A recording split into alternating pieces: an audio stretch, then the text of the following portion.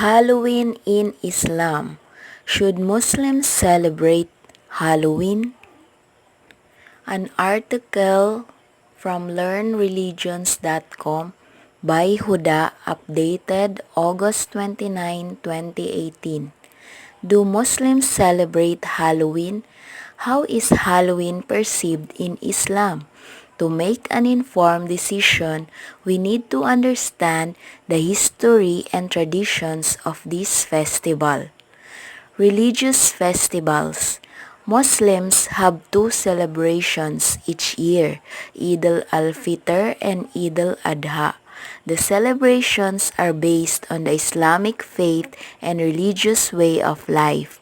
There are some who argue that Halloween, at least, is a cultural holiday with no religious significance. To understand the issues, we need to look at the origins and history of Halloween. Pagan origins of Halloween. Halloween originated as the Eve of Samhain, a celebration marking the beginning of winter and the first day of the new year among ancient pagans of the British Isles. On this occasion, it was believed that supernatural forces gathered together, that the barriers between the supernatural and human worlds were broken.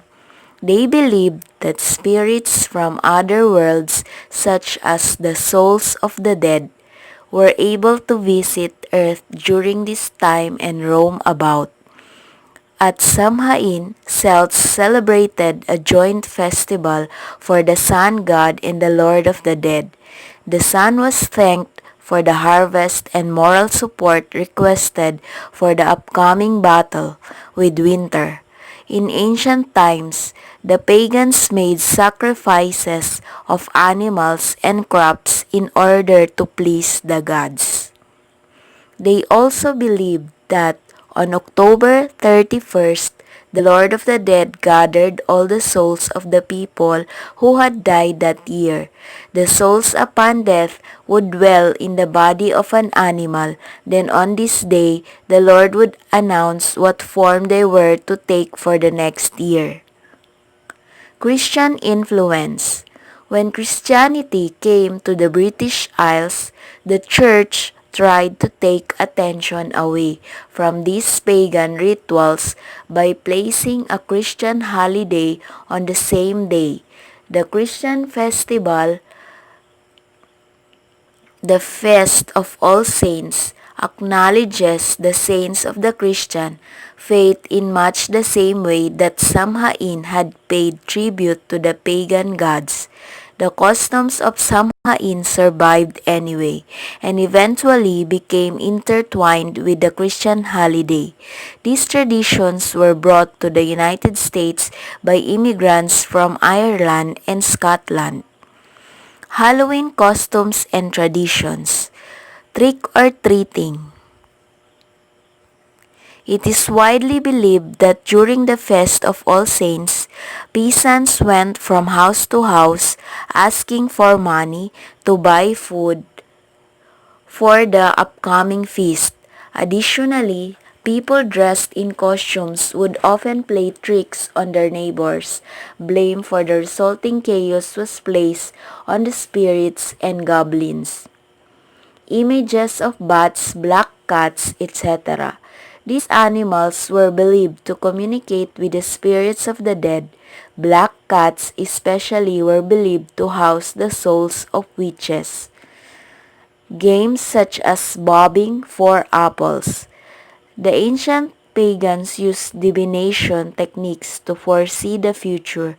There were various methods of doing this, and many have continued through traditional games often played at children's parties.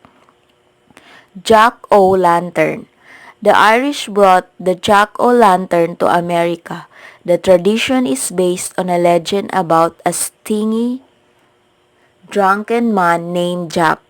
Jack played a trick on the devil, then made the devil promise not to take his soul. The devil, upset, promised to leave Jack alone. When Jack died, he was turned away from heaven because he was a stingy mean drunk. Desperate for a resting place, he went to the devil, but the devil also turned him away. Stuck on earth on a dark night, Jack was lost.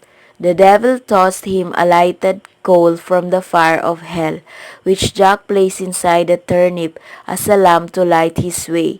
Since that day, he has traveled the world over with his jack-o'-lantern in search of a resting place. Irish children carved out turnips and potatoes to light the night on Halloween. When the Irish came to America in great numbers in the 1840s, they found that a pumpkin made an even better lantern, and that is how this American tradition came to be. Islamic teachings. Virtually all Halloween traditions are based either in ancient pagan culture or in Christianity. From an Islamic point of view, they all are forms of idolatry, shirk. A Muslims, as Muslims, our celebrations should be ones that honor and uphold our faith and beliefs. How can we worship only Allah, the Creator, if we participate in activities that are based in pagan rituals, divination, and the spirit world? Many people participate in these celebrations without even understanding the history and the pagan connections. Just because their friends are doing it, their parents did it. It's a tradition, and because it's fun. So what can we do when our children see others dressed up, eating candy, and going to parties? While it may be tempting to join in, we must be careful to preserve our own traditions and not allow our children to be corrupted by this seemingly innocent fun. When tempted, remember the pagan origins of these traditions and ask Allah to give you strength. Save the celebration, the fun and the games for our Eid festivals. Children can still have their fun and most importantly should learn that we only acknowledge holidays that have a religious significance to us as Muslims. Holidays are not just excuses to binge and be reckless. In Islam, our holidays retain their religious importance while allowing proper time for rejoicing, fun, and games. Guidance from the Quran. On this point, the Quran says, "When it is said unto them, Come to what Allah has revealed, come to the messenger, they say, Enough for us are the ways we found our fathers following. What? Even though their fathers were void of knowledge and guidance?" Quran 5:104.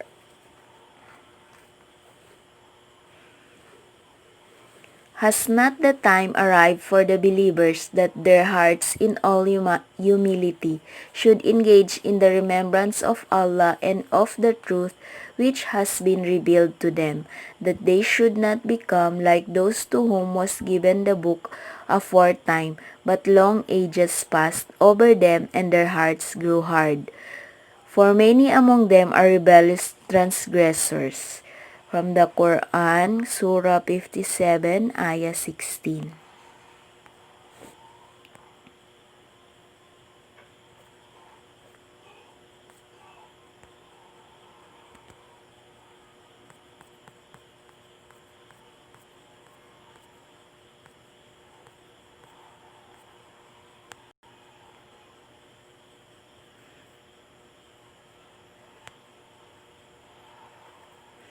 Para mas malinaw, may mapagpapaliwanag ito in Tagalog. Posted by Maguindanao Traditional Culture Team Moro on Facebook page. Ano ang pananaw ng Islam sa Halloween? Ang Halloween sa Islam, kailangan ba itong ipagdiwang ng mga Muslim? Ipinagdiriwang ba ito ng mga Muslim? Paano binibigyang pansin ang Halloween sa Islam? Upang makagawa ng matalinong desisyon, kailangan nating maintindihan ang kasaysayan at tradisyon ng pagdiriwang na ito. Mga pangrelihiyong pagdiriwang ang mga Muslim ay mayroong dalawang selebrasyon na idinaraos taon-taon, ang Eid al-Fitr at Eid al-Adha.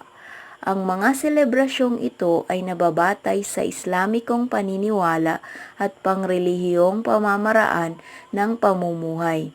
May ilang mga nakikipagtalo na ang Halloween kahit papaano ay isang pangkultural pagdiriwang na walang pangrelihiyong kabuluhan. Upang maunawaan ang pinag-uusapan, kailangan nating tingnan ang pinagmulan at kasaysayan ng Halloween. Paganong orihinal ng Halloween. Ang Halloween ay nagmula bilang gabi ni Samhain, isang selebrasyon na nagsisilbing palatandaan ng simula ng taglamig at unang araw ng bagong taon ayon sa mga sinaunang pagano ng British Isles. Sa okasyon na ito, pinaniniwalaan na ang mga di pangkaraniwang pwersa ay nagtitipon-tipon na kung saan ang harang sa pagitan ng mga di pangkaraniwan at mundo ng tao ay nasisira. Pinaniniwalaan nila na ang mga espiritu mula sa kabilang mundo, katulad ng kaluluwa ng mga namatay, ay nakakabisita sa mundo tuwing ganitong panahon at nakakagala-gala sila dito sa mundo. Sa oras na ito, ipinagdiriwang nila ang magkasamang pagdiriwang para sa Diyos ng araw at Panginoon ng mga patay. Ang araw ay pinasasalamatan para sa magandang ani at sa suportang ibibigay para sa darating na pakikibaka sa taglamig. Noong sinaunang panahon, ang mga pagano ay nagsasakripisyo ng mga hayop at mga ani upang mapasaya ang mga Diyos. Kanila ring pinaniniwalaan na pagpatak ng huling araw ng October 31, ang Panginoon ng mga namatay ay tinitipon ang lahat ng mga kaluluwa ng lahat ng mga taong namatay ng taon na iyon. Pagkamatay ng isang tao, ang kaluluwa nito ay naninirahan sa katawan ng isang hayop at kapag dumating na ang araw na ito, October 31, ang Panginoon ng mga patay ay sasabihin kung anong anyo naman sila sa susunod na taon. Impluwensya ng mga Kristiyano nang dumating ang Kristyanismo sa British Isles, tinangkang alisin ng simbahan ang atensyon ng mga tao mula sa paganong ritual na iyon. Sa pamamagitan ng pagtatalaga ng mga Kristiyanong pagdiriwang sa ganoon ding araw, ang piyesta ng mga Kristiyano, ang Feast of All Saints, na kinikilala ang santo ng Kristiyanong paniniwala na katulad din ng pamamaraan ng pagpaparangal na ginawa ni Samhain para sa mga Diyos ng pagano. Ang mga paniniwala ni Samhain ay naisalba pa rin naman at di nagtagal ay naging kakambal na ng mga Kristiyanong pagdiriwang. Ang tradisyon na ito ay nadala sa Estados Unidos ng mga mandarayuhan mula sa Ireland at Scotland. Mga paniniwala at tradisyon tuwing Halloween. Trick or treat. Marami ang naniniwala na tuwing araw ng mga patay, ang mga magbubukid pumupunta sa mga bahay-bahay at humihingi ng pera para may pambili ng pagkain para sa darating na pagdiriwang. Dagdag pa dito, ang mga tao ay nakabihis ng mga kasuotan at madalas ay nagbibiro sa kanilang mga kapitbahay. Ang sinisisi sa mga kaguluhang nagaganap ay ang mga espiritu at duwende, mga imahe ng mga paniki, itim na pusa at iba pa. Ang mga hayop na ito ay pinaniniwalaan na nakakausap ang mga espiritu ng mga patay. Ang mga itim na pusa ay pinaniniwala ang tahanan ng mga kaluluwa ng mga mangkukulam. Mga laro gaya ng pagtataas baba para sa mansanas. Ang mga sinaunang pagano ay gumagamit ng panghuhula upang makita ang hinaharap. Maraming mga paraan para magawa ito at marami ang nagpatuloy sa pamamagitan ng mga tradisyonal na laro na madalas nilalaro sa mga pambatang pagdiriwang. Jack-o'-lantern. Ang mga Irish ang nagdala ng Jack-o'-lantern sa Amerika. Ang tradisyon ay nakabatay sa alamat tungkol sa maramot lasing na lalaki na nagngangalang Jack. Si Jack ay nakipaglaro ng biruan sa demonyo at pagkatapos ay sinabi niya sa demonyo na ipangako nito na hindi niya kukunin ang kanyang kaluluwa. Ang demonyo na dismayado ay nangakong pababayaan si Jack mag-isa. Nang mamatay si Jack, hindi siya tinanggap sa langit dahil siya ay maramot at lasinggero. Desperado na makahanap ng mahihimlayan, pumunta siya sa demonyo, ngunit itinaboy din siya ng demonyo. Natigil dito sa mundo isang madilim na gabi. Si Jack ay nawala. Binigyan siya ng demonyo ng pinaapoy na uling mula sa apoy ng impyerno, kung saan ito ay nilagay niya sa loob ng isang singkamas bilang lampara upang ilawan ang kanyang daan.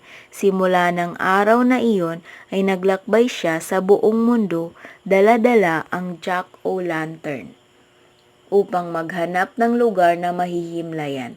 Ang mga batang Irish ay lumililok ng mga singkamas at patatas upang ilawan ang gabi ng Halloween.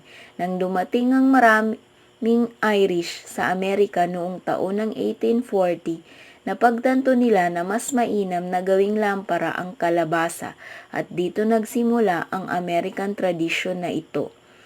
Islamikong katuruan, tunay na lahat ng mga tradisyon tuwing Halloween ay batay alinman sa sinaunang paganong kultura o Kristyanismo. Mula sa Islamikong pananaw, lahat ng ito ay anyo ng idolatriya, pagsamba sa di tunay na Diyos. Pagsamba sa hindi tunay na Diyos. Bilang mga Muslim, ang bagay na atin lamang ipinagdiriwang ay yaong mga pagdiriwang na makapagpapataas at makapagpapatibay ng ating pananampalataya at paniniwala. Paano natin sasambahin ang Allah lamang, ang tagapaglikha, kung tayo ay nakikilahok sa mga ganitong klase ng mga gawain na batay sa mga paganong ritual at panghuhula at tungkol sa mundo ng mga kaluluwa? Maraming mga tao ang nakikilahok sa mga ganitong selebrasyon nang hindi man lang iniintindi ang kasaysayan at pinagmulan nito at ang koneksyon nito sa mga pagano. Dahil lamang sa ito ay ginagawa rin ng kanilang mga kaibigan, maging ng kanilang mga magulang, dahil tradisyon at dahil sa ito ay nakakatuwa at masaya. Ano ang ating gagawin kung makikita natin ang ating mga anak na nakabihis na pang Halloween, kumakain ng candy at pupunta sa mga kasiyahan? Habang maaari, kapang matukso na makisali, kailangan nating mag-ingat at panatilihin ang ating sariling tradisyon at huwag pahintulutan ang ating mga anak na masira ng mga tila waring tinatawag na kasiyahan. Kung matutukso, alalahanin lamang ang paganong tradisyon na pinagmulan nito at humingi sa Allah na bigyan ka ng lakas. Itabi mo na lamang ang selebrasyon, ang kasiyahan at mga laro para sa pang-Eid ng pagdiriwang. Maaari pa rin namang magsaya ang mga bata at ang pinakamahalaga, kailangan nating matutunan na ang tangi nating kinikilalang pagdiriwang ay yaong mga may pangrelihiyong kabuluhan sa atin bilang mga Muslim. Ang mga panahon ng pagdiriwang ay hindi dahilan para maging pabaya at walang ingat sa Islam. Ang ating mga pagdiriwang at walang ingat. Sa Islam, ang ating mga pagdiriwang ay nananatili ang kahalagahan ng relihiyon habang ipinapahintulot lamang ang tamang panahon para sa galak, saya at mga laro. Patnubay mula sa Quran sa puntong ito, sinabi ng Allah, "Wa iza qila lahum ta'alaw ila ma anzalallahu wa ila rasuli qalu hasbuna ma wajadna alaihi aba'ana awalau kana aba'uhum la ya'lamuna syai'an wala yahtadun. Sura ikalima, ika-104 na aya. At kapag sinabi sa kanila na mga walang pananampalataya na nagbabawal sa mga ipinahintulot ng Allah subhanahu wa ta'ala, halina sa ipinahayag ng Allah subhanahu wa ta'ala at sa kanyang sugo nang sa gayon ay maging malinaw sa inyo ang ipinahintulot sa ipinagbawal, kanilang sasabihin, sapat na sa amin ang anumang natutunan namin sa aming mga magulang na mga salita at gawa. Sinasabi ba nila ito kahit na ang kanilang mga magulang ay walang kaalam-alam, na ang ibig sabihin ay hindi nila naiintindihan ang katotohanan, hindi nila ito alam at hindi sila nagabayan tungo rito? At paano nila sinusunod ang kanilang magulang kung ganito ang sitwasyon o kalagayan? Kung gayon, walang sino man ang sumusunod sa kanila na ligaw, kundi siya na higit pa ang pagiging kamangmangan at pagkaligaw kaysa sa kanila. Kanya pang sinabi,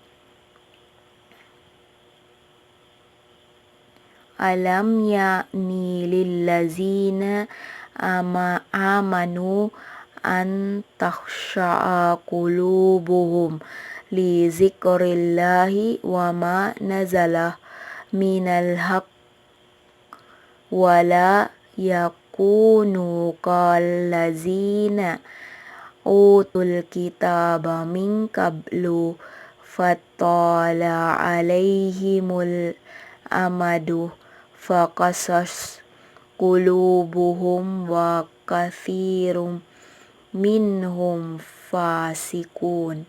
Hindi pa ba dumating ang panahon para sa mga naniniwala sa Allah at sa kanyang sugo at sumunod sa kanyang gabay upang palambutin ang kanilang mga puso sa pamamagitan ng pag-alaala sa Allah subhanahu wa ta'ala at pakikinig ng Quran, at hindi maging matigas ang kanilang mga puso na tulad ng mga pinagkalooban ng aklat na nauna sa kanila na mga Hudyo at mga Kristiyano, na sa paglipas sa kanila ng matagal na panahon ay pinalitan nila ang salita ng Allah subhanahu wa ta'ala, at dahil dito ay tumigas ang kanilang mga puso at karamihan sa kanila ay hindi sumusunod sa kagustuhan ng Allah subhanahu wa ta'ala.